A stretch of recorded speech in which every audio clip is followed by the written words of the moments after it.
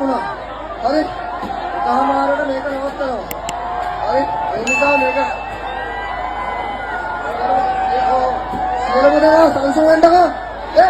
ඕගොල්ලෝ මෙච්චරලා මේක නඩුවනේ. සියලුම දෙනා සංසුන් වෙන්න. හිඟුරන්ගොඩ ෂෝ එකේ සිදුවීමට ඇත්තටම හේතුව උනේ මොකක්ද කියලා එහි සංවිධායකවරයා හෙළි කරපු හඬපටයයි දැන් අපි පෙන්වන්න යන්නේ. හොඳයි, ඉතින් ඔයාලා දන්නවනේ මේ වෙද්දී රටම කතා වෙනවා හිඟුරන්ගොඩ මිලියන ගණනක සවුන්ඩ් බඩු මූට්ටු ප්‍රේක්ෂකයන් විසින් කුඩුපට්ටම් කරපු පුවත ගැන. එහෙම කරලා තිබ්බේ ෂෝ එකට පොරොන්දු වුණ ගායකයෝ ආවේ නැහැ කියලයි.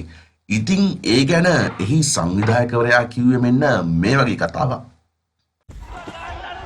සම්පූර්ණ ඒගොල්ලෝ 12:55ට ලක්ෂ 7ක් සම්පූර්ණ දීලා ඉවරයි. ඒ 3 ලක්ෂ ටික දෙන්න මම කිව්වා සින්දු ටික කියන්නේ කියලා. ඊට පස්සේ එයාලගේ ඒ කියන්නේ ජෝ එකේ අන්තිම එන්ඩ් එකට ඇවිල්ලා මොකුත් කරන්න බෑ. මොකද එකට වොයිස් නවත්තන්න කිව්වම අපි ජෝ එක නවත්තන්න ඕනේ. ඒ මචං නීති වෙනස් නේ. ඊට පස්සේ කොහොම හරි ඒගොල්ලොට නැගලා ඒ ටික එක සින්දුවක් හරි කියන්නේ ගැද්දී එලස්කයි කිව්වා නෑ මල්ලි ඉතන සල්ටියක් තෝරි කියලා.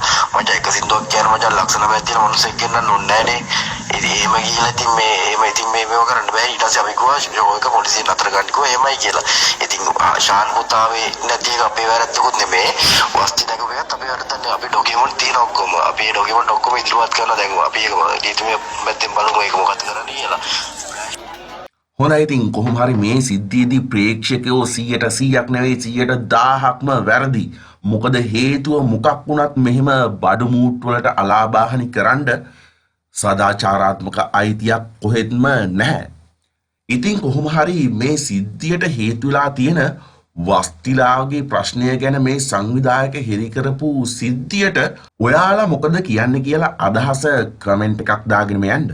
ඒ වගේම මේ වගේ දේවල් ගැන හරියටම ඇත්ත දැනගන්න අපේ channel එක subscribe කරන්න අමතක කරන්නත් එපා. ස්තුතියි.